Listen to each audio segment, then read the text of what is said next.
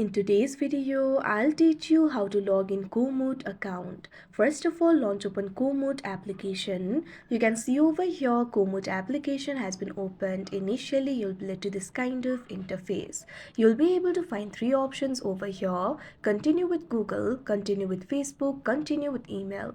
Tap on the login method that you used while creating your account. Here, I'm just going to tap on this option, continue with email.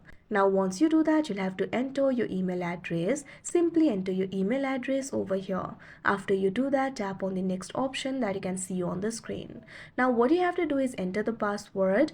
Make sure to enter the correct password. If you have forgotten your password, tap on the option forgot password and you'll be able to reset it.